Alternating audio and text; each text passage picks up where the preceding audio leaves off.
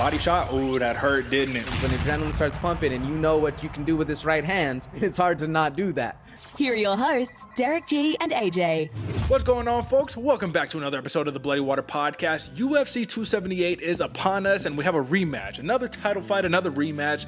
Kamaru Usman versus Leon Edwards, number 2. It's happening in one of the most random places you could probably conceive, Salt Lake City, Utah. But that's neither here nor there. When you have gold on the line, when you have a championship on the line, it doesn't matter where it takes place because you know we're going to have some action at hand. Now, whether you think an upset's going to happen or we're going to hear and still, we're going to talk about that in a second. But coming in, as always, my co-host, the New Mexico native, the Santa Fe bomber himself, AJ, brother. I mean, Kamaru Usman is more or less lapping the division. I feel like this is like a Valentina Shevchenko-esque title fight, but talk to me, my man. Are you excited? Some would say that Leon Edwards is actually the biggest threat to the crown that Usman is facing sometime. How are you feeling? Talk to me, brother. I mean, it's a massive compliment for Leon Edwards, man, but Rocky seems like he can get the shot. Seems like he's the guy. I mean, if you take out all the dogs up until the big dog, it must mean that you are actually the next one up for the title. I'm excited. I'm not necessarily sold on the fact that he's the one that can get it done, but we'll see, man. Kamaru's always locked in, and I've doubted him too many times to say, oh yeah, we got one who's actually here for the top shot. How are you feeling about it? I mean, it feels a little reminiscent to Valentina Shevchenko versus Taila Santos, where everyone's like, oh, this is the one, right? And was she the one? I mean, she came kind of close, if we have to admit. She did come a little close, but that's the thing, is putting chinks in the armor of the champion. At this point, that's all you can do. Definitive losses, I don't know about that, but I will say one interesting stat about this, man. I think this is the first time in UFC history that you've had two fighters that have 10 plus fight win streaks that are competing for a title. So you got a little caveat there. However, Leon Edwards and his win over Bilal Muhammad was a little contested, right? Because it wasn't even really a win, right? It was a no contest. So listen, man, win streak, unbeaten streak, whatever you want to call it. We got some fun fights on our hands. Now, AJ, I do want to just take a second to monologue for a quick moment and let the good folks know at home, drop a like, subscribe, and hit us up on our YouTube channel, youtube.com/freethinkersclub, or you can just type in Bloody Water Podcast on YouTube and that'll get you there. But AJ, my man, let the people know. The home, the hub, Bloody Water Podcast, that's probably where they should be heading. Talk to the people, bro. Man, your favorite fighter's favorite fight show. It's exactly what it sounds like, man. This is the home, the hub of everything you ever want to see on any fight network at all, man. Whether it's betting odds, breakdowns, live action, man. We got our own rankings, so that way you actually have somebody who's accountable for their own rankings going forward. Not some nameless person that Uncle Chael doesn't even know. This is the place you gotta go to get all the bets. You want to make some money. You can see the numbers down below. Test those out against anyone else on that's actually keeping count, and we're better than, I'd say, a good solid 80%. So keep it up. We go hit up the hub. There's even merch. There's everything you need all in one spot. BloodyWaterPodcast.com. You already know.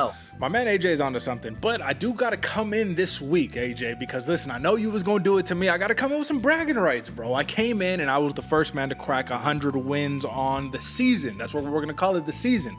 I did it last year. I did it again this year, but the reason why I bring this up is not even for bragging rights. It's simply because, bro, you've been kicking my ass all year long, and I finally came ahead, but this is the important part. Listen, I have a 2-fight win lead. That doesn't even matter. The important part is that look at the timing of everything. Right when we're resting on our laurels, we're saying, oh, that 100th piece is right there, and then you get overpassed. I know you coming with some heat on your shoulders behind you here today, man, so we're here to talk about it. And why not? I mean, let's not mince any more words, man. Before we jump into the TLDR, let's just hit this poster review, and then we're going to get to the picks. We're going to do the whole 9. So, AJ, my man, listen, for a title fight, this poster is just as good, as exciting as hearing Salt Lake City, Utah is where this fight is taking place at. When Leon Edwards talked about it, they're like, man, you probably envisioned, like, when you fight for your first title, it'd be in Vegas, it'd be in New York. And he was like, I had to look up where this Salt Lake City place was. This is the first time the UFC has hosted a pay-per-view in Salt Lake City, Utah. Why do you think the reasoning is behind that? And let's talk about this poster, brother. What do you think? I think it's just one of the few people that were still willing to let the UFC travel there, man. I don't know. Don't get me wrong. Salt Lake City, very beautiful, got good mountains, kind of Colorado-esque, but you're not really in Colorado, so I don't understand the appeal to it either. But it might just because some can also consider this a lackluster card. They sent it to the lackluster place. I don't know, brother. What do you think? Well, I know Dana White said if you think this is a lackluster card, then you don't know MMA. So I feel a little called out right here. But yeah, man, I don't know why Salt Lake City, Utah, Vegas would have been the perfect destination for this. Honestly, you know, New York would have been another really great spot, but you can't have every fight at MSG. You can't have every fight at T-Mobile or at MGM. So listen, when it comes down to the poster, brother, I will say this. You got like the orangish brown tones for the two brown dudes on the, you know, which is cool and all that. Shout out, man. But I think there's other colors that complement our tones a little bit better than this. So what I will say is this is one of the more vanilla, you know, posters that I've seen in a long time. And for that reason, AJ, I don't even want to comment on it anymore. I'm giving this a 2. I'm giving this a 2 out of 10, AJ. I don't want to set the bar too high. So you let me know where you're going with this one. I'm right there with you, Derek, man. This reminded me, the second I saw it, reminded me of Captain America or Wonder Woman or something of those colors, because the geometric triangles going in the middle. I see what they're doing from an artistic point, trying to say that action is going to happen right here in the middle. But yeah, man, I'm not feeling this one with you as well, man. I'm going to give this one a 3. 3. All right. Well, listen, man, folks, go hit up my man AJ if you want some of that artistic psychology and all that good stuff. Because I didn't even think about that. He was like, look at the call to action and the points and the geometrical shit. Listen, my man is on one. My man is on one. But folks, that's your poster review. That is not going to be nearly as good as this card is going to be. Trust me, it's going to be worth $80 to dish out. Probably not, but that's what we have your local sports bar. Pay a $5 cover, eat some good wings, and drink some good beer, and you're in a good spot. So, AJ, brother, let's not mention any more words. Let's jump into the TLDR. All right, my man. UFC 278 is on deck, and we have a couple of different picks. And AJ, before we even talk about the and still that we have with Kamaru Usman, I have to mention Luke Rockhold. Hasn't fought since 2019 and hasn't won since like 2017, but you picked my man to upset Paulo Costa, Porchinha. The eraser, the little eraser. Brother, talk to me, my man. Give me a very quick 1 to 2 sentence summary before we actually jump into the breakdown of why you're liking Luke Rockhold's chances this week. Man, the mindset of Luke Rockhold, man. And I know before, when he got knocked out by left hook Larry, he was always talking about conceive, believe, achieve. But he said something different this time. And he said, when there's a man out there to take my soul, I'm not going to let him, and I'm taking his, and that's what sealed the deal for me. You want to be on, he's been hanging out with Cheeto, and you know Cheeto's a big Goggins guy, so the second I heard a Goggins quote come out of Luke Rockhold's mouth, I was like, all right, fuck it, I'm going with him. And in fact, on the Discord, I sent like 3 messages back and forth to Derek. I was like, I might change my mind, because originally I picked Paulo Costa. I was listening to some interviews. I was seeing how Luke Rockhold was approaching the situation, and it wasn't that soft, believe, achieve, conceive, whatever bullshit he was talking about. This was a man that was pissed and felt like somebody is discrediting him and hurting his ego. I'm all here for it, man. That's when it literally what did it. I know it's supposed to be 1 to 2 sentences, but David Goggins came out, brother, and that's what made me choose Rockhold. Listen, bro, I watched the Luke Rockhold interview, courtesy of MMA Junkie, I believe, and you know what? I was all like, I think I understand why AJ is getting behind my man Luke Rockhold. It's hard not to, because the man is sitting there like somebody pissed in his Cheerios. The man is mad. He's on one, and he's like, bro, I don't even want to be here. I want to get in and out, get my money, get the fuck out, fuck this promotion, fuck Paulo Costa, fuck all these guys. I'm just going to come in here, I'm going to whoop some ass. Listen, he came in ready to go. He even called out the Full Send reporter, bro, and he was all like, listen, man, you gave Cheeto Vera a Mexican luchador mask from Ecuador. Fuck you, you're a piece of shit. Like he was going crazy. So I was just like, all right, man, right on. But AJ, it's been many years since my man has won a fight, man. The last fight that he won was against who? And I'm going to pull it up for good measure right now. When you look at Luke Rockhold, you look at his record, last one was against David Branch. It was a knockout win in 2017. It has been 5 years since the man has tasted victory. And I'm just going to say, in the sport of mixed martial arts, it's not quite as easy as just hopping back on. You know, Dominic Cruz said there's no such thing as ring rust, but my man isn't the freshest cat in the world no more, even though he's looking sharp last week, right? What happened? Cheeto Vera got the job done when the new guy is coming to play. I just think that people... I'll save my take for later. Let's get back into the recap, brother. All right, man. We're going and still. Kamaru Usman. At this point, AJ, listen, I just think it's fair to say Kamaru Usman has done enough, right? He's done enough to solidify. Do not bet against this man. You know what I'm saying? Because we did it with Gilbert Burns. I did it with Gilbert Burns. I think you picked Usman on that one. I did it with Gilbert Burns. A lot of people are picking Masvidal, picking Colby. He's shown time and time again, I'm the guy. I already beat this dude 7 years ago. He's got to come and he has to climb the mountain again. Yeah, a different fight, whatever. I beat him. So, and still, Kamaru, Usman, we'll talk about it more in a second. The other contested pick that we have here, man, because all the other picks are the same. We have a old versus new matchup here. However, the one difference here, AJ, obviously the veterans haven't been doing too hot. I just mentioned Dominic Cruz and I mentioned Chito Vera. We have Jose Aldo and we have the machine, Merab Dvalishvili. We have one of the greatest featherweight champions of all time, right? Literally, of all time. Probably one of the greatest featherweight fighters of all time, in Jose Aldo. And then you got this newcomer, Merab, who hasn't fought since UFC 266, man. It's been a long time since he fought. He got a big win over Marlon Moraes. But the problem that I have here, AJ, is that Jose Aldo is not like most conventional older UFC veterans. This dude dropped down a weight, is having more success than ever. And honestly, man, there's a good shot that Merab might not be able to take him down. So I'm picking Jose Aldo. I'm going to talk about it more in a second. But what was the catalyst behind saying, and new, Merab, you know what I mean? What are you talking? Man, the machine, man, he's going to come in, he's going to fight hard, he's going to do his thing, and I feel like he has a stronger game plan, not necessarily in facts of like X's and O's, just the fact that he's going to go in there and shoot for those hips, get the takedown, get the fight to the ground, or if you're the guy trying to always be on the bike, always trying to get going, keep the circle moving, a lot harder, and I mean, this was another close one where I was back and forth a lot of the time, man. Yeah, Merab can get it done, but also Jose Aldo, he has a lot of tools in the tool belt to lean on to also prevent somebody from getting to his hips. Going to be an interesting fight nonetheless. Absolutely. I will just have to say Jose Aldo's been taken down 3 times like in his last 10 fights. So I'll just put that for what it's worth, man. And he won what? I think he won 2 of those fights that he got taken down, he did lose. Marlon Moraes, I think we can argue Jose Aldo probably won that fight, but the Petro Yan fight, yeah, lost that one. I don't know. We will talk about it more in just 1 second. Lastly, folks, I know you're probably surprised here because Marcin Tybura versus Alexander Romanov, a very fun matchup, got relegated to the prelims. And then we got Lucie Pudilová, former UFC veteran who at one point went 0-5 in the UFC after a 5-fight losing streak after winning a couple of fights. She is going to be fighting Wu Yanan, or Yanan Wu, however you want to call it. Should be an interesting matchup. Interestingly enough, AJ, we have somebody who had fought in Octagon, fought in all these other promotions, after the UFC. She's making her comeback, and we actually have her winning over Wu Yanan, somebody who's been in a lot of good fights, hasn't been winning, but we'll talk about it more in a second. Lastly, AJ, I'm never wanting to call a fight a layup, but this is as much of a layup as you get. And maybe I'm going to be proven wrong. Maybe my parlay will be broken off of this one fight because I'm putting bad jujus in the air. But Tyson Pedro versus Harry Hunsucker does not, 1, feel like a pay-per-view bout, and 2, does not feel like a very competitive bout. The reason why I think Pedro's a minus 800 favorite, listen, man, we'll talk about it more in just 1 second. Folks, I'm going to put it up one last time for Kamaru Usman versus Leon Edwards, number 2, UFC 278. This is your betting sheet. So what I want you to do is I want you to take a good look at it.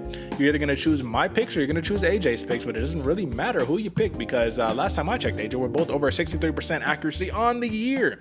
Over 150 picks total. Come on, baby, let's get it. Drop it to your local sports book. And then what I want you to do is I want you to go on Instagram or Twitter or TikTok, and then I want you to @Bloody Water Podcast, and I want you to thank us for all of our hard work. I'm just joking. If you want to thank us, drop a like, subscribe, share your show with your friends. That's how you do it. All right, AJ. We got some good sleepers on deck because there's some really good prelim fights, for free. Go watch for free on ESPN and ABC. Actually, shout out. So, let's get into it, brother.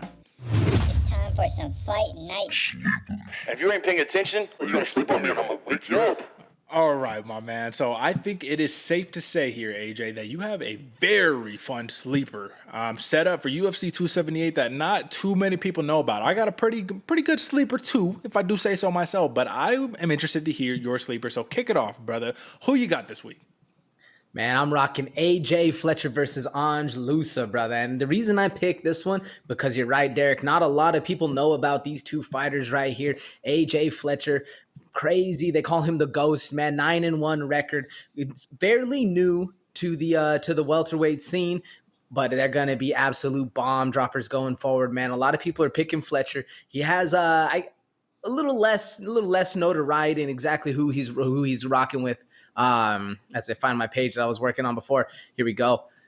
Dude, AJ Fletcher, man, this dude's coming in off of a little bit of losing streak. Remember him from the Matt Semmelberger's fight. But if you're looking for somebody who's all about the action, whether you want stand-up, ground game, whatever it is, flying knees, spinning elbows, doesn't matter, submissions on deck, this guy is coming in, going to be hunting for your head. Had a very nice flying knee knockout on the Contender Series, but then comes into the UFC when the big show, when the big lights are on, suffers unanimous loss against Semmelberger, who obviously semi the Jedi, man. It's going to be a hard fight either way.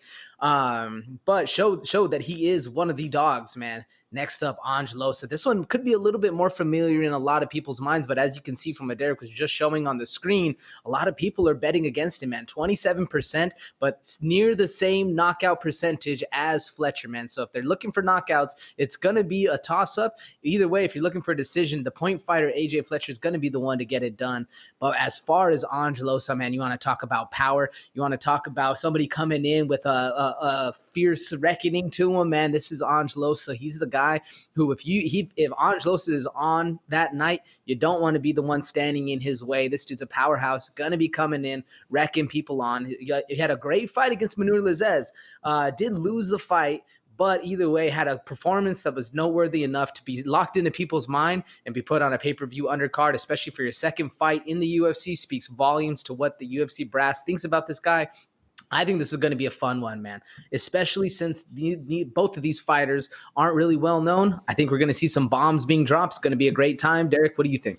You know what, brother? I think you might be onto something. And I think that we do have a pretty good track record in terms of our sleepers, especially as of late, because I'm actually working to pull it up right now. If you look at our last sleeper, right, last week, you had Ode Osbourne versus Tyson Nam, which resulted in a first-round right hook knockout, man, a knockout from hell, where he just sat down and clipped him. Get him out of here. And if you look at mine, well, I had a very hard-fought Yusuf Zalal versus Damon Blackshear. Ended up in a majority draw, right? So it was sleeper because it was a good fight, right? So I want you to really resonate on what AJ just said in terms of his sleeper and watch that fight. AJ Fletcher versus Angelusa. Both really good fighters. Now, AJ, I want to talk about my sleeper really fast. And I have a fight that's in a smaller weight class, but oftentimes these are the funner weight classes. And what do we always say here on this program, the Bloody Water Podcast? We say, if you are opening up the card, right, if you're the first fight of the night, you've been put there for a reason. You did not get into the spot you were at for no reason. Somebody selected you, and it was the UFC brass. And what I'm talking about is Victor Altamirano versus Daniel Da Silva. Now, if you've heard that name, Altamirano, and you're like, that sounds familiar, huh? Where's that coming from? Well, he actually was a very highly touted prospect. And if you look at his credentials right here, you're going to see some LFA work going on over here. I believe he was a regional champion in the LFA, got to the Contender Series, won a split decision victory in the Contender Series, and was awarded a UFC contract. Now, how often does that happen? Not very often. So when it does happen, you do need to recognize and say, okay, maybe this kid is a legit stud. But what happens? You fight versus Carlos Hernandez, and you have a split decision that you lose in your UFC debut. So you won, you got a contract via split decision. You lost your debut via split decision. You can't leave it to the judges at this point. Second fight in the UFC, you're coming for heat. But you know this dude that he's fighting? We're talking about a Daniel Da Silva, and this is an incredibly talented prospect here in the UFC, man. Yes, he lost his last fight against Francisco Figueiredo due to a knee bar. So it's not what you want to see, but this is a fun dude. He's loose, great jiu-jitsu, which is why it was surprising that he lost to a knee bar. You look at the fight before, he got knocked out by Jeff Molina. But if you look at these names here, AJ, I just want a little perspective right here. Jeff Molina, El Jefe, right? Francisco Figueiredo. In terms of those being your UFC bouts, those are not easy bouts to come on when you first enter the big show. You look at before that, knockout win, armbar win, and then a triangle choke. I also got to show some love to Daniel Da Silva because the last time that he walked out in his UFC performance, he was coached. His jiu-jitsu coach was my black belt at my jiu-jitsu gym, Carlson Gracie Henderson. He is a coach there at American Top Team Nevada. Hanan Silva, shout out my man, you know what I'm saying? He's in the corner, so it's all love over here in the Vegas corner over here, in the Henderson, Nevada corner. So I will just say this is going to be a fun fight because you have a submission specialist, you have a very fun striker, a very acrobatic fighter in Daniel Da Silva, and then you got a Victor Altamirano, who is, let's just say, man, a fun, flashy overall fighter. But you see a serious discrepancy right here, and these people I think are going to be very disappointed because they have 80% by decision for Victor Altamirano. Look at this, man. 47 for decision for Da Silva, 23 and 21% for KO and submission right here. Altamirano is the heavy favorite when it comes down to it, but this is why we love the sport of MMA because guess what, man? All we love to do is say, y'all must have forgot, man. You do not know who the hell you're dealing with. And just because Altamirano is a flashy name, does not mean he's a shoo-in. This is going to be violent. This is going to be bloody, and somebody is probably going to get finished in this fight, even if it's at 125 pounds. AJ, do you have anything else on this sleeper, or have I delivered enough of a good spiel for it? What do you think? You've said it enough, Derek, but the one thing I want to hammer home is when the lightweights are out there swinging, they still got a lot of power, and you're right, someone is getting finished in this fight. You better tune in, folks. First fight of the night, don't sleep on it, because like the intro says, you will be getting woken up. That's right. And listen, not necessarily lightweights. They are light of weight, 125 pounds, baby. Let's go. Flyweights. Let's rock. All right, AJ, I think we've minced enough. We'll talk a little more prelim action later if time permits. But let's talk this main card, brother. Let's get it. Here's to another main card breakdown, courtesy of your hosts, Derick G and AJ. All right, AJ, why not just start with why we're here? Kamaru Usman versus Leon Edwards, number 2, my man. This is a very important bout, incredibly important bout, because a lot of people, like I said in the intro, think Leon Edwards is the man who was primed to take that gold strap away from Kamaru Usman and take it back to England. When's the last time we had an English champion, AJ? Pop quiz, Michael Bisping, baby. Let's go. Who did Michael Bisping take that championship from, AJ? Who did he do? Luke Rockhold, brother. Luke Rockhold. And Luke Rockhold happens to be on this card, huh? So maybe we just see a major turn, a major loop in the metaverse or whatever you want to call it. But I beg to differ because listen, man, you watched the first fight and what did you see? You saw Kamaru Usman, who was a shell of the striker that he is today. You saw him wing some big hooks, get in, and be that wrestler that we all knew and loved that won the championship from Tyron Woodley, right? Now, my question to you here, AJ, is Leon Edwards, he says, listen, man, I'm leaps and bounds above him in terms of striking. Do I agree with that? Absolutely, right? I'm a better mixed martial artist. Do I agree with that? I don't know. But here's my question to you, AJ. Has Kamaru Usman done the thing that Leon Edwards said? Has he fallen in love with his hands? He says it's only natural. You start getting knockouts, you fall in love with the hands. Or is he smart enough, AJ? Does he have the mental fortitude enough to say, I'm going to do what got me to the dance, and I'm going to wrestle this man, and I'm going to win the fight? What do you think? Man, I think if you're thinking Kamaru Usman has fallen in love with his hands, you're not really remembering the Colby Covington fight that he had in the last one, man. He out-wrestled Colby, and he did outstrike Colby, man. Kamaru is one of the ultimate actual mixed martial artists that has the brain power enough to transform to when he sees opportunities on the hands and the feet, he's getting them done. But then when he sees those hips, he knows he can get juicy in there and get deep and get into those hips and actually drive, man. Kamaru Usman is not only like physically gifted, but he's a tactician mentally in there as well. I think I agree with the fact that Leon, if this was a stand-up fight, Leon just boxing, his boxing is a little bit more crisp in there, but Kamaru is not far behind. And when you add in all the other X factors that can go in, man, Kamaru Usman, I think is a better mixed martial artist. A part that does worry me, not all the time does the best mixed martial artist win. But in this case, man, Kamaru Usman, it's hard to bet against him. You even saw it before. It was 80% on just the fans. He is the big underdog, or I guess not big underdog, moderate top dog in this fight. Kamaru Usman with a plus like 340, if I remember seeing it correctly. It's going to be a hard-fought battle for Rocky Edwards. Going to be the second ever British champ. I don't know if he's going to get it done. Derek, what do you think? But AJ, I mean, Usman's running around with his shirt open looking like Terry Crews, man. He's falling off. He doesn't even know what it's like to be humble anymore, right? Or maybe that's what you say when you're trying to build up a narrative here, AJ. What do we talk about all the time? We say UFC is masterminds at building narratives. They are masters. They are just uber achievers when it comes to building a story. And while I want to believe that Kamaru Usman has fallen off and he's not that dog he once was, we weren't far removed where he was sitting at the press conference saying, take what from who? You take the belt from me? Oh, brother, y'all, you in for a long ride here, brother. Listen, I'm just going to say this. I think Leon Edwards is by far a superior pure striker. But how is he going to stay on the outside against Kamaru Usman, man? Jorge Masvidal was claimed to be this man who was the greatest striker that he could possibly match up with, and he knocked him out. Why? Because he was so ready for Usman to shoot. He wasn't expecting the hands. Now, if you're Edwards, you're expecting Usman to wrestle, obviously, right? And I do think Edwards can have a lot of success, and here's where I think he can have the success at. Usman is going to do what? He's most likely going to try to use the hands to start off, close the distance, grab him. Do I think we're going to see a double off the bat? No, I think Edwards is going to be a little too good for that. So what I think we're going to see is Usman going to take Edwards, just like in the first fight, put his back against the cage, clinch him up. But this is danger, AJ, because I think Edwards is going to be able to throw some good elbows, good clinch work, right? Look at what happened in the Bilal Muhammad fight. Kind of same thing, right? You're getting up against the cage, all that. You start working a little dirty boxing and all that. The question becomes, can Usman convert that cage wrestling, whatever you want to call that, that clinch work, into a double, into a single, get his back flat on the mat, and then just take away the striking from him? I think that's the path to victory. I think that's the number one path to victory, and I think that it's going to be very difficult for Leon Edwards to be able to keep a pure wrestler like Kamaru Usman, a very, very high-level wrestler. I just think it's going to be hard to keep him at bay and to really let go with your striking. Do you agree? Do you disagree? Do you see a different path to victory? I mean, people are really hyped up about this performance Edwards just had with Nate Diaz, but Nate Diaz is going to sit there and box you for 5 rounds. He's not going to sit there and just be diving at your ankles all day. So what do you think?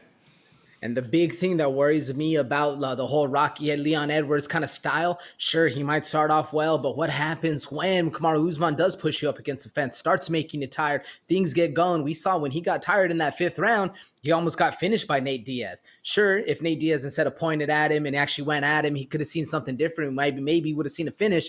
But either way, Leon Edwards starts getting tired, the hands start getting down, so the punches start getting just a little bit lazy, a little bit sloppy. Now, I think if Kamaru Usman puts a pace to him, we're going to see that kind of start happening in the 3rd, in the 2nd, the 3rd, the 4th, those kind of rounds right in the middle when you can't see the finish line. The 5th round is way out of reach. There's no way you're thinking about 5th at this point, but you're already doubting yourself a little bit, man. The gas has been dry. The glass has been drained. The energy will's a little down, man. Your mental's kind of suffering. And you have the Nigerian nightmare, Mr. Hollywood, Mr. Shirt Open, double chain going on. Mr. Diamond's over there, man. You have him pressing you up against the cage, throwing elbows, blocking things off, seeing things coming before you do. He's hitting you body shots. It's going to be a very hard one. And, man, it worries me, like I said, for Leon Edwards, for the fact that in those later rounds, that's when we saw the best of the Nate Diaz fight. And sure, Nate Diaz, he always says he's a slow starter. He starts really going in the 3rd, the 4th, and the 5th. But if Rocky Edwards didn't slow down then too, we wouldn't have seen the success that Nate Diaz had. And if you're talking power levels, versus Nate Diaz. He's a death by 1,000 punches. Kamaru Usman proved in the Jorge Masvidal fight, he will take your head off your shoulders if you allow him to, if you underestimate him for just a second. I think the power level that Kamaru Usman possesses, as well as the gas tank and the wrestling, going to make a very, very hard fight for Leon Edwards. What do you think? So listen, man, I agree with you, and it's clear we're on the same board here. It's hard to doubt the greatness of a Kamaru Usman right now, and I'm not just saying that because he's the champion. I'm saying that because he's proved it time and time again. Every single time I bet against him, we find out the same way. Just don't, right? So let's just play the other side of the coin before we talk about wagers. How does Leon Edwards win this fight? Keeps him at bay, rocks him, gets on the hands, 1s, 2s, downs the pipe, and then dips out on the corner, turn the corner, get out of the way of the wrecking ball that is going up and down, circle out. That's the best way I see. Other than that, maybe some kicks, uppercuts. You're going to have to be throwing a lot of uppercuts if you're facing the wrestler just to get him not away from thinking about your hips. Other than that, man, I don't know. What about you? Well, I think that one advantageous nature of this fight is Leon Edwards is going to be fighting in a larger cage than if he was at the Apex or if he was at, just a regular Vegas, type situation, right? You got a big cage. You got a lot of real estate to work around. I just think, keep him at bay. Use that sharp jab. Use that right hand. And every time that he tries to come in, have a knee, an uppercut, have something coming for him to let him know you're not just shooting in on me, buddy. But that's just what's difficult, man. We've seen a lot of people try that same method and just didn't work. So why is it Leon Edwards is the guy? Yeah, he's on this amazing 10-fight win streak, man. But who was the last guy to beat Leon Edwards? It was Usman. And you can argue, hey, we throw that fight away because it happened so long ago. They're two completely different fighters. But at the end of the day, AJ, man, listen, history speaks for itself. And we will see if history will repeat or if we'll see a different outcome. So let's talk wagers here. The over and under is 4.5 rounds. Most people think that the best path to victory for Kamaru Usman is a decision victory, as you can see via the prop, minus 120 for the prop. I actually like that because if you're looking at the greatness of Kamaru Usman, at this point, they should be laying heavy lines on him, kind of like the Nunez, Shevchenko decision win for Shevchenko at some point. It's like, all right, we'll give it minus 200, minus 300, minus 400, right?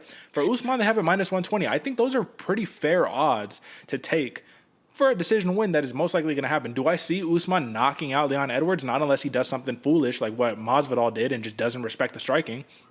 And I don't know if that's the case. But out of all of these props here for Kamaru Usman, I mean, plus 275 for the TKO, plus 1,200 for the submission. I like that minus 120 decision prop right there. What do you think? Out of all of those, I would say, I mean, it seems the best and it seems like the most likely, especially it's a lot better than that minus 360 favorite that Kamaru is. Honestly, though, Derek, man, I'm going ballsy on this one. I know my prop bets weren't the best last week, but something tells me we're gonna see a TKO finish coming from Kamaru Usman. And I was gonna say the 4th round, so it's right in that right under. Oh man, it's gonna be interesting. I'm still gonna go with it. I'm going knockout for early 4th round. What about you? That's the under. So I know it's 4.5. What do you think? What are you thinking? I think that you are a courageous man, AJ, because listen, my man said, not only are we just making history, we're making history. You know, Leon Edwards has never been finished, right? Like, you know that, right? So we're predicting for Usman to just be like, I'm not just beating these guys, I'm lapping the division and I'm finishing these dudes. We'll see. I think that's a little bit bold. I actually respect Leon Edwards a little too much to see him putting himself in a position where he just gets mounted and just elbows drop down on his face. Like, yeah, Usman is an amazing wrestler, but Leon Edwards is not a slouch. You know what I mean? Like, I honestly think if you look at what Colby, here's the thing, Edwards is a southpaw, and I don't want to spend too much time because we're going a little too long on this one fight. We have a couple more fights to break down. Edwards is a southpaw. Colby Covington was a southpaw. Colby Covington was able to land on Usman. Edwards is by far a better striker than Colby Covington is. The only difference is Usman did also have to worry about that wrestling. So, yeah, I don't know. Finish? I don't know. But that's bold and courageous. So, we're both, I'm taking the over, AJ's taking the under. I like the decision. He has the TKO, but we are both rocking and still. Kamaru Usman. Now, AJ, that takes us to our co-main event. And honestly, bro, I'm so excited for this fight because it's just like the tale of two heels. And you have to pick a hero in this scenario. And it's almost hard to pick a hero because on one hand, they're like, okay, Paulo Costa, Botachinia, he fights Marvin Vettori, gets pieced up on the feet in his last fight, comes in heavy, talking about in the fight before, the wine, I was drunk, he gets Israel Adesanya and all that, right? And you got Luke Rockhold, who at this point has been denoted as the man with the glass chin, has been denoted as the former champion who's a beast, who now can't take a punch, who isn't taking it seriously, who should really be a Tommy Hilfiger model more than he should be a UFC fighter. And I can't lie, the man is gorgeous, right? This is one of the, I mean, even Botachinia said it. He was all like, bro, I'm like top 5 best looking people ever. But Rockhold's got to be at least number 2 or something like that. You know what I'm saying? So it's like you got the respect on all aspects, but there's two way different styles of fight right here. Rockhold says, I'm a better wrestler. I'm better at jiu-jitsu. I'm going to take him down. I'm going to knock him out. He's not going to be able to fight with me on the outside. Botachinia says, look at all the other dudes who have said that. And every time they hit me, what do? I walk through it and I say, hey, yeah, give me more while I throw bombs at you and knock you the fuck out. So, AJ, Taylor two heels. I know you're a Rockhold guy. I know I'm going Costa here. But, like, let's be honest. Who is the true heel here? Because I kind of feel like it's Costa in a weird way. I kind of feel like it's Costa, but I feel like Costa, for some reason, still has this nice guy energy that he wants to like portray, and he hasn't fully dug into the heel kind of status where Luke Rockhold, and this was a hard one to have to pick because you're right. Tell the two heels, which one do you want? I don't like either of these guys, but if I had to choose, I was literally sitting there like, man, like who is it? You know, who's going to be the one to actually get things done? It, like I said before in the intro, it came down to the attitude, the mindset. But Mr. Glass Chin does give me a lot of worry, man, because Botachinia is throwing heavy heat. And if you looked at how he had this last weight cut compared to his, well, the one before was botched anyway, or even the Marvin Vettori one. Yeah, man, he is looking stout. He's looking sharp. He's cut. He had Paddy Pimblett coming in and helping him, give him a little bit of advice. So he's taking it a little bit more seriously. Paulo Costa gives me a lot of reason to worry. Yeah, man, absolutely. And he did say something that was interesting. He was like, yeah, I tore a ligament in my bicep in the last fight, so I wasn't able to train properly. At this point, man, you give one excuse, you're going to give a million excuses. That's not even here nor there. But I do think that stylistically, matchup-wise, this is a very intriguing bout because Costa is a little, I mean, not a little, he's a reckless man. He comes in and he disregards technique because he just throws hands. Rockhold is a very technical man, kicks lightning fast. The only question is, the only man we've really seen like clip Costa where you're just like, what just happened, was Izzy. It's the only guy. But Izzy is also death by 1,000 feints, right? He's sitting there the whole time just, you know, just giving you little movements to the point where Costa literally just stood there and was just like, all right, bro, what's up? That's how you kind of get in the head, though. You frustrate him. You do not come at... He wants a man who's either going to come at him or who's going to sit back against the cage while he just storms towards you. What do you think Rockhold is going to be? Is he going to be either of those? Do you think he's just going to be moving at all times? Like, how do you envision Luke Rockhold coming in here, especially with the PTSD of knowing, God damn, I've been getting my chin cracked time and time again. Like, what do you think he's going to come out and do? I think he's going to be staying patient, staying on the outside, staying to that, who is he, Perillo? Jason Perillo? Jason Perillo. Yeah. Staying to the game plan that Perillo preaches and work the kicks, man. Stay at range, stay away from this dude's power, get him hurt into the body, get Costa thinking, you know, we're going all this other stuff, and then keep it on the bicycle and let Botachinia tire himself out, throwing those big bombs. Because the last thing you want is one of those big power shots to come up and you don't have the guard high, you're not blocking anything. anything, and you actually do get cracked. And that's the worry for Luke Rockhold. So I say stay away from it. Yeah. Stay on the outside, lead with the kicks, get the jab out there, keep him away as much as possible, and then get him tired and then go in for the kill. Do you see another route? Man, I do see another route, man, because I do think that Luke Rockhold, man, has a route of wrestling, for real, man. Like, if you look at the Jan Blachowicz fight, right? Yes, it was at 205, but is it that far off, given that Costa is pretty much a 205er who just cuts stupid amounts of weight to get to 185, right? By the time fight night comes around, you know the man's going to be 200 plus, right? So this is the point. Luke Rockhold, quick to be able to press him up forward, right? Throw a right hand and then immediately dip down for the double, right? Get him against the cage and then start trying to work. He spent almost a full round, literally just cage control, just trying to get him down, right? The only problem about Costa is that for whatever reason, no matter who he fights, even if it's Vittori, it doesn't matter. If you take him down, he just stands up. Like, he's like, jiu-jitsu isn't real. I just stand up, you know? So he just ends up getting back up to his feet. And how did Jan knock out Luke Rockhold? Rockhold was winning the exchanges until you got into close quarters and Jan just threw that little cheeky little hook, right? And knocked his fucking lights out. And guess what? If you let Costa get anywhere near your proximity, bro, he's going to be crazy body kicks. It's going to be big hooks, head kicks, whatever. So I'm not going to lie. Luke Rockhold, do I think he's the more skillful fighter? Absolutely. But I think that this is going to be another case, right, of the skillful fighter doesn't always win. The guy who has the nuclear option, sometimes, man, he just fucking wins. Shout out Francis Ngannou. Shout out Muhammad Usman over Zach Pauga, right? In a fight Pauga was clearly winning, Usman just landed the shot, and it was like, all right, well, that's it. So here's my question, final before we move into wagers. Yes, do I think Rockhold has multiple paths to victory? Absolutely. For Costa, what's his path to victory? Storm through, bulldoze, right? But at the end of the day here, AJ, do you think that Luke Rockhold can remain perfect for 15 minutes? Or do you think Costa catches him? Because if this goes to a decision, man, I just don't know shit about MMA, I guess. So what do you think? Yeah, I mean, that's the real hardest part is not only does Luke Rockhold have to remain perfect, but he has to not get clipped. Because I think once he gets clipped, then the mental starts to suffer. Even if he doesn't go out, I think then he just gets a little shook and then the PTSD comes in. Last thing you want is that same feeling of you're getting your bell rung and then, woo, you kind of get the little, the little buzz going. You start seeing a little bit of stars and you start worrying like, oh shit, is it happening again? And then you're already on a negative mindset. Can he do it? Yes. Will he do it? We're going to see. But if I'm going anywhere, I am going to have to go with that plus, 550 decision.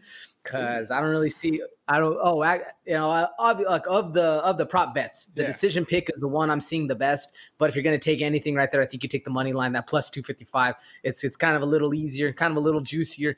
But if I'm having to choose a way this fight ends, I'm thinking decision because I don't really see the submission. Not really happening. The TKO, if you're going to see a TKO, a ground and pound finish, man, at plus 1,000, something way nice to bet on. But I don't know about that, brother. I don't know about that one. When I'm taking a look at it, though, bro, that's the kind of interesting thing is I thought you were going to go TKO in favor of Luke Rockhold. And the only reason why I say that is, like, let's look at the last couple of wins for Rockhold. You have David Branch, knocked him out. Chris Weidman, knocked him out. Machida, choked him out. Bisping, choked him out.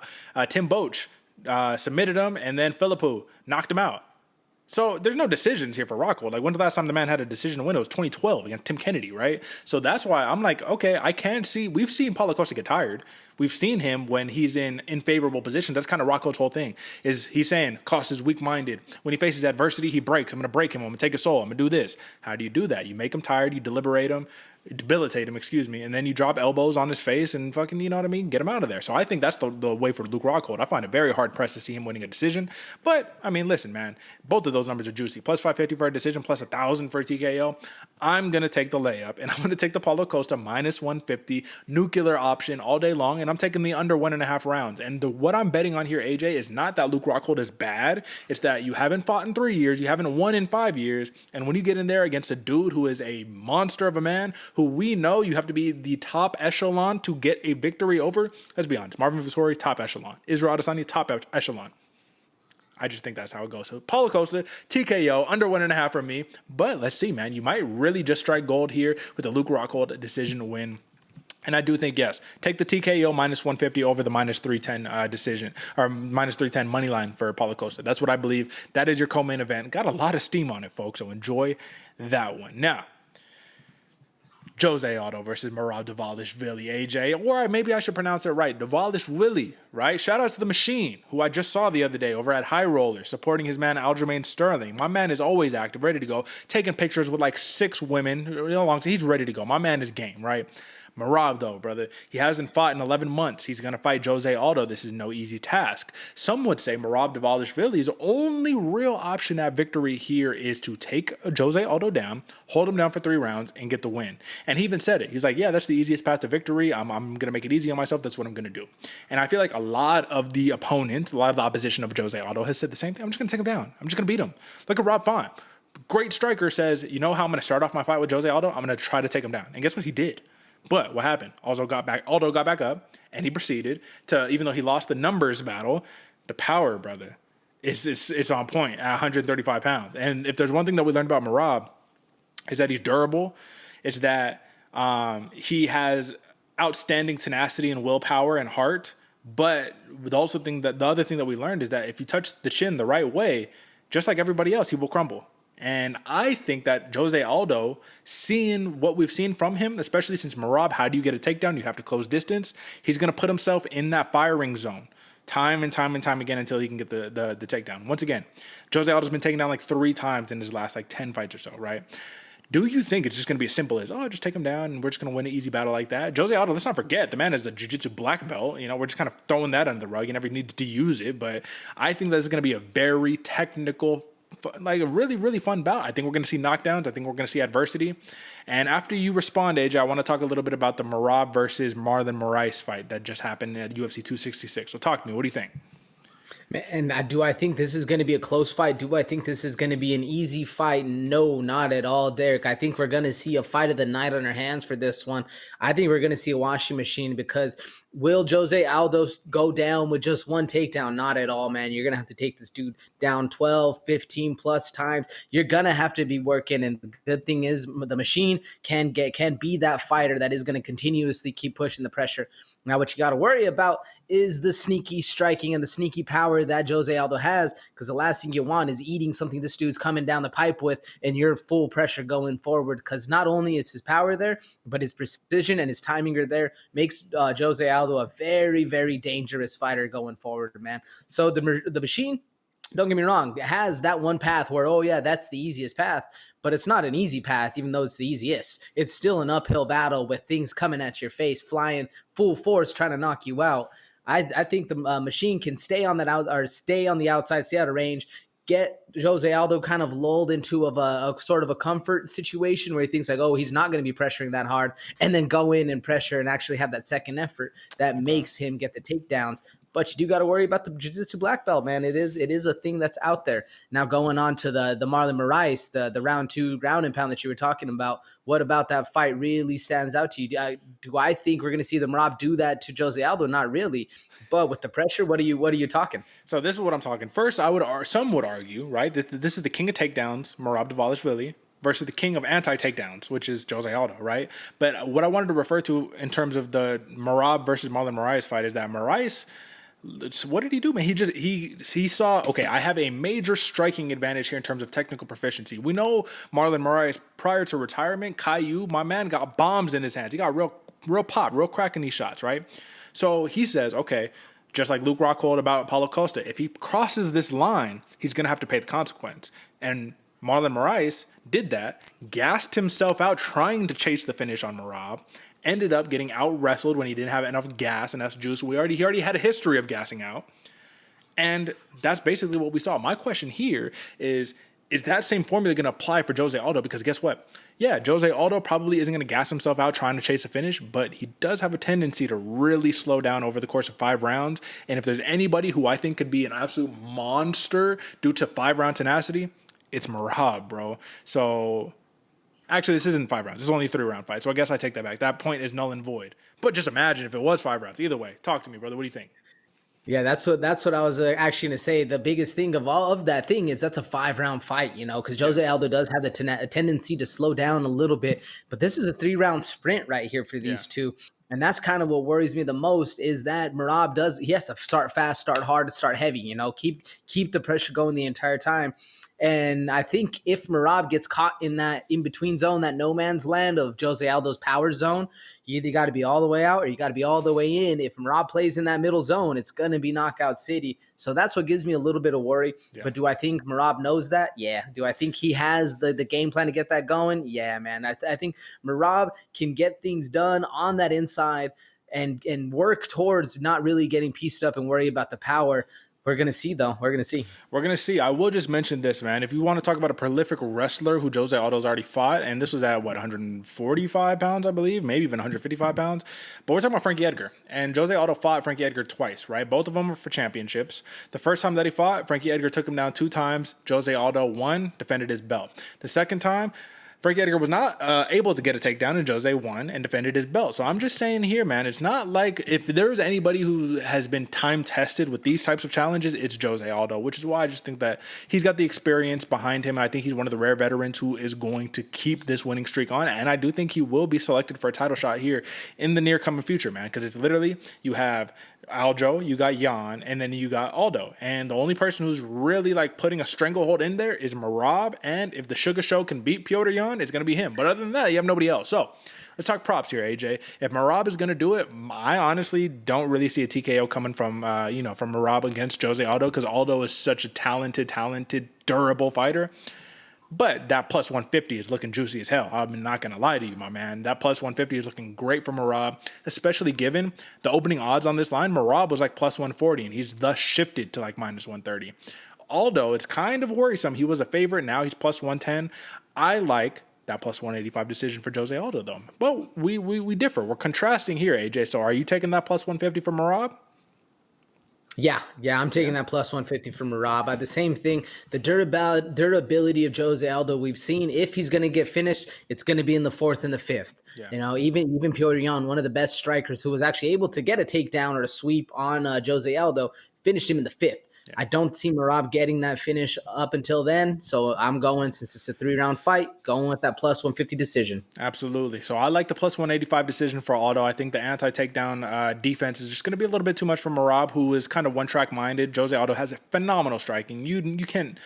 How do you argue that Merab has better striking than Aldo? Like, you can't argue that. You know what I mean? This is one of the greatest featherweights of all time. Great takedown defense and great jiu-jitsu, who's able to make you pay in all of those aspects. I like Aldo here. Over and under is 2.5 rounds. Mine is 210 for the over. So we're both taking the over here. I like our odds there, and that is this fight right here. Fun fight right there, man. Now, AJ, this is a surprise that I talked about in the intro, and I don't really have too much to say about this because I'm honestly still a little surprised that they brought it. But I think they put this fight onto the main card. Yanan versus Lucie Pudilová. I think they put this on the main card because they know Pudilová has increased her skill set drastically since her last UFC run, and Yanan is always down to bring it. I will argue there's a little too much extracurricular movements, right? I've bet on Yanan many times and I've lost because instead of striking, we're doing too much of the...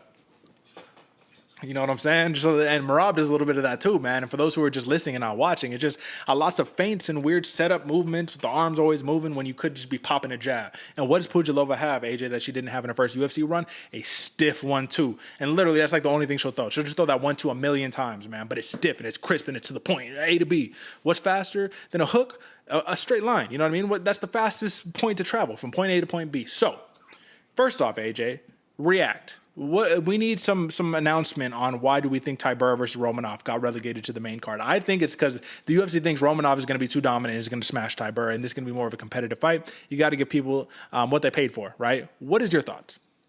I'm right there with you. I think the fact that Romanov is going to be one of the maybe even a first round KO kind of guy, man, that kind of fighter. I think they want to put that at the end of a prelim ABC card so that we can give the people a knockout and we can give the time to let the pay-per-view kind of settle in. So that way we leave them on a high note and then bring them into the pay-per-view looking for something a little different. I think it's going to be a fast fight. And I think the reason they actually added this one instead of another fight up onto this card is, man, Yanan versus Pudilová is going to be a very interesting striking battle. We're going to see some technique here. We're going to see a lot lot of range, a lot of bouncy, like you said, a lot of bouncy movement coming out of Wu Yanan, all this extra stuff. Literally, the first note I have is bouncy. Second one is all about the movement, because she is just staying crazy, staying busy with her arms, throwing up stuff that doesn't even look like a strike. She's just throwing it out there like she has Tourette's or something. But it is dangerous, because if you faint on one of those, then you eat something Wu Yanan throws. I'm looking for the long kicks, man. The long kicks out of Pudilová is going to make this fight very interesting to me. You know what? I actually think the opposite. I think it's the kicks of Wu Yanan, the leg kick specifically, and the grappling of Wu Yanan that's going to make this fight interesting. Both fighters have a good double leg. They have a good little blast double that they work in. I think Wu Yanan puts all of her strikes together just a little bit better than Pudilová. Why I like Pudilová is because, one, experience, tons of UFC experience, tons of other regional promotion experience. But number two is because she has really honed down on her boxing. Like, for whatever reason, they said boxing. Like, we're going to teach you how to box and you're going to be nice with it. The only problem, though, AJ, is if you look at a lot of her most recent wins, which have all been decision wins, she hasn't got one finish since she got out of the UFC. All of her recent wins against a lot of plotters, a lot of people who are willing to just stand in front of her and just get pieced up for 3 rounds. And Wu Yanan is not that fighter. Wu Yanan utilizes a lot of movement. Wu Yanan is let's just say, man, she's a hard out every single time. There's no easy win with Wu Yanan. So that begs the question here, AJ. I don't have a lot to say on this matchup other than it's going to be a fun one. You should watch out for it. I like Pudilová, once again. Sharper, crisper, point A to point B strikes. Wu Yanan mixes it up a little bit better, but she does get caught up too much in the fight. You know what I mean? She can't assert her game plan as well as Pudilová can, in my opinion. There's a reason why Pudilová is a minus 110. She has a minus 110 decision prop. There's a reason for that. There's a reason she's a minus 145 favorite. I'm curious, AJ. Can we see a finish out of this bantamweight, women's bantamweight matchup, or are we thinking decisions is the way to go? Man, the thing that worries me, look at both of those TKO props, man. 2,000 in one corner, 1,100 in the other. Doesn't make for the most confident in betting situations. Even for the submissions on both sides, they're both plus 500. Those are odds that are a little stay away from for me. Like you said, Derek, there's a reason that the decision for Pudilová is at minus 110.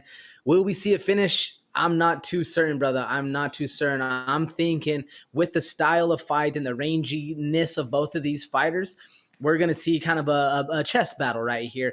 Now, if I think a fighter is more likely to get a KO, I'm rocking with that 1,100 plus TKO prop for Pudilová because of the counter striking. Because Pudilová has this nice habit, like you said, they worked on the boxing, but they also worked on her ability to see counter strikes, get things working, and hit different angles. Where on a bouncy fighter that's caught in the middle of the bounce, I was watching a video of Trevor Whitman teaching this, that when you're facing a bouncy karate style striker, there's that second where they're off one foot and in the air, and then that's when you strike, when they can't actually dip out of the way. That's the counter striking Pudilová has. It's going to make it interesting for me. Some would call that little bounce a rhythm step, which is a lot of boxing coaches. They talk about the rhythm step all the time, man. It's this unnecessary setup to get back to your stance that a lot of fighters take advantage of, and they counter you right there. So I do agree. I do think that Pudilová, I think she's going to get the job done here, but I will say do not be surprised if you do happen to see Wu Yanan blitz Pudilová, because I have noticed that Pudilová does not do the best when she is getting blitzed on, man. It's when you're standing in front of her, ready to get picked apart, that's when she does it fantastic. But nobody wants to have somebody blitzing at them. I'll just say that. I got Pudilová. I'm taking the minus 110 decision prop, so I'm taking the over here. The over and under is 2.5 rounds, bro. Minus 350 for the over. It's almost like, come on, what are we talking about here? You're not going to lay the money down on the over because it's so heavy, but you just know it's a very good indicator that this is most likely going to go to a decision. I like Pudilová. AJ likes Pudilová, and we'll move on to our last bout here, AJ. We spent so much time talking about some of these fun bouts, right? Those top 3. That's the pay-per-view you're paying for. Usman, Edwards 2, Costa, Rockhold, and Aldo Dvalishvili. That's what you're paying for. Now, AJ, this bout, let's just say Harry Hunsucker is either incredibly game and too much of a company man, or someone in the matchmaking does not like this man, because giving him Tyson Pedro, not an easy fight for Harry Hunsucker. And I'm just kind of going to leave it at that, man. I don't have too much to say other than light heavyweight contest. Tyson Pedro, it's not like he's getting easy fights, right? But he's kind of having his return back to action. Minus 800 favorite. He got a knockout in his last fight. And Harry Hunsucker, who is a fun fight. He's a fun fighter, man. He lives and dies by the sword. He's either going to knock you out or he's going to get knocked out. It's going to be one of two options. But it's not looking good for the prop department here. Harry Hunsucker, plus 1,000 for the TKO. And we're talking about a light heavyweight here. Plus 1,000 for a TKO. Plus 2,000 for the submission. Plus 1,200 for the submission. My question to you, AJ, is this almost trap game-esque, given that Tyson Pedro's a minus 200 for the TKO prop? Like, you're just saying, yeah, he's going to knock him out. It's going to be early, and we're going to get out of here. Let me remind you, 1.5 rounds is the over and under, minus 460 for the under. So odds makers are basically in consensus saying, lay up for Tyson Pedro. He's going to win. And this goes one of two ways. Obviously, all of these things are 50-50 chance. Either Pedro steamrolls them like the odds makers think, or this is just, like I said, trap game setup. What do you think?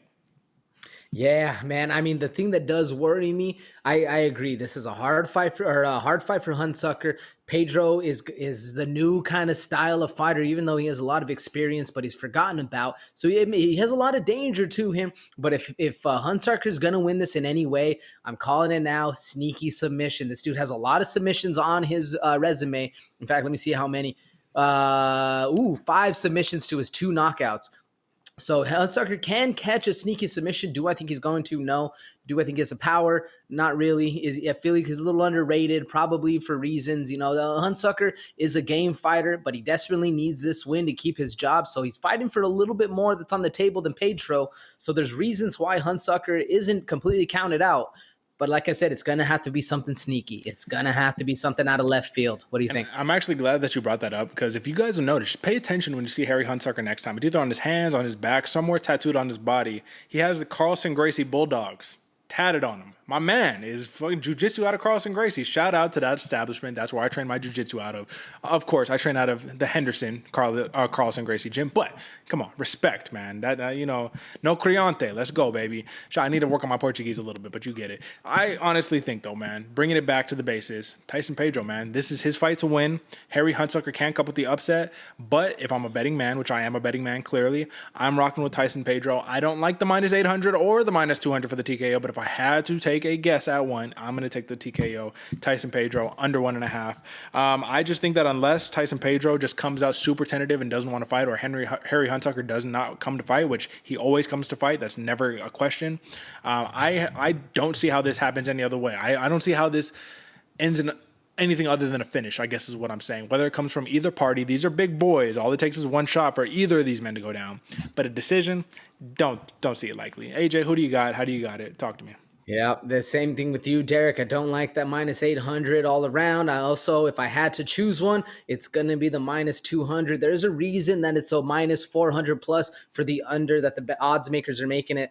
I'm rocking with you, man. I'm saying under. One first round knockout, Tyson Pedro, kind of going to be the game plan. So listen, man, there's a reason they put that one on the docket, and I think it's for entertainment value right there. But that is your fight. That is your main card. And AJ, we have probably a good 5-6 minutes that we can spend talking about some prelim stuff, man. So why don't we do that? Why don't we just knock that out real fast, man, and talk about a couple of these fights. So one of the ones that I wanted to talk about really quickly, of course, the one we've been talking about, Marcin Tybura, Alexander Romanov. Quick prediction, AJ. Who you got? Woo, Romanov, KO, round 1. I got it too, just like that. I think, don't be surprised if you see a first round submission victory, though, from a Alexander Romanov, who practiced a lot of his jiu-jitsu. The man is slimmed down tremendously. He does not look like he once looked like, man. So I think this is a very dedicated Alexander Romanov. Minus 380 favorite. Should be fun. AJ, fun matchup. Sean Woodson versus Luis Saldana. This is going to be fun, not only because you got two fantastic strikers, but Sean Woodson is a dude who is long, lanky, 6'2", 78-inch reach, longest reach and height in the damn division as a featherweight. And I'll just say this, man. If Sean Woodson keeps getting these fights that are not dudes who are just threatening to take him down the whole entire fight, man, dudes who are sitting there and willing to kickbox with him, I think he's going to go on a nice little run, man, if he keeps getting these matchups. What do you think? Yeah, man, Woodson is a very dangerous striker. They call him a sniper for the reason. You gotta watch this dude, whether he's piecing you up to the body or he's dropping you right to the chin, man. Woodson, very, very dangerous. And at 6'2", 145 pounds, this dude is snappy.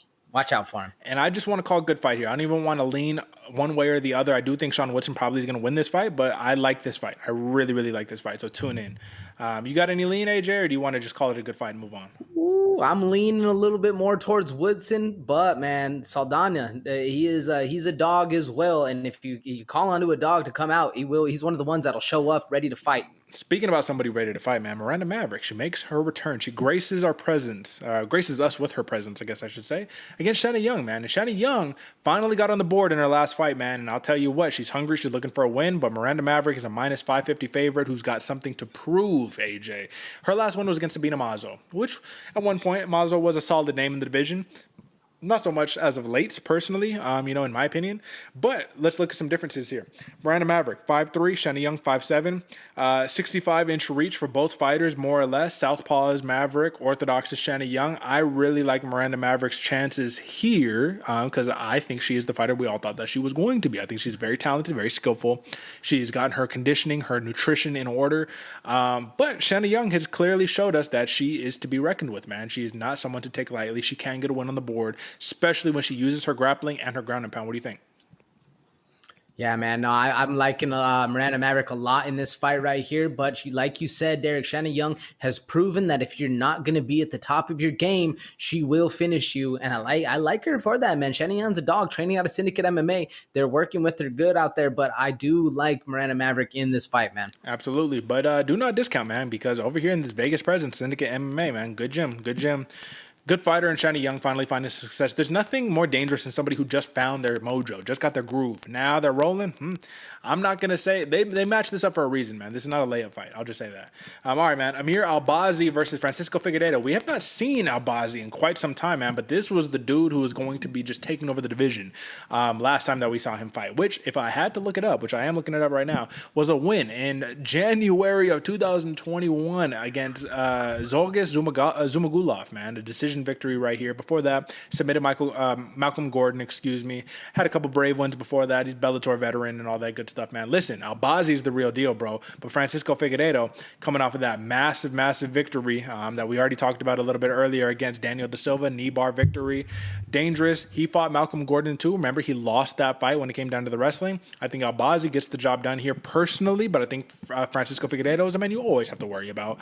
What do you think about the ring rust, man? It's been over a year. It's been far over a year. It's been almost 2 years since Albazi last got into the octagon. What do you think? It worries me a little bit, but I mean, there used to be the saying, and it used to be Cruz that was always saying there's no such thing as ring rust if you stay in the gym and actually get it done. And the nice thing about Albazi, he has been training. He's had a couple fights that have just fallen out for different reasons. The Tim Elliott fight, the Ode Osborne fight. So he's been looking at dogs in there. So his mindset is probably there. I'm a little worried about the time off as always, but he's mentally strong. Albazi's always a force to be reckoned with. I'm leaning a little bit more towards Francisco Figueiredo on this one because of the way he's been able to find his mojo going forward. But we'll see, man. It's going to be a good scrap at what do they find at 125? 125. Both of them damn near same height, 5'5", 5'6", 68-inch reach pop. Orthodox Albazi, Southpaw Figueiredo. Is going to be a fun fight. And lastly, AJ, the last one we need to talk about is one where I think that the fans are very split on. Arichi Lang versus Jay Perrin. Perrin's going to come in. He's going to wrestle. Arichi Lang, though, good takedown defense, massive power, more volume, just better, crispier striking overall. Both same height. He has a 2-inch reach advantage. Arichi Lang does 69 inches to 67 for Perrin. A little more experience for Arichi Lang. I like Arichi Lang here, brother. I think that this dude is nasty. I think that, he can be that bruiser. I'm just going to throw punches and not. He can be that guy, man, but I think he's going to be very exciting right here. Like I said, a lot of experience, man. Dude almost has 30 fights. 29. This is going to be his 30th fight. So what do you think, man? What do you know about Perrin? What do you know about Arichi Lang? Talk to me. Man, this is actually, I was going to make this one my sleeper because this is a fight you folks are going to need to pay attention to, man. Richie Lang, the Mongolian murderer, like Derek said, can come in there bullheaded, just throwing things left and right.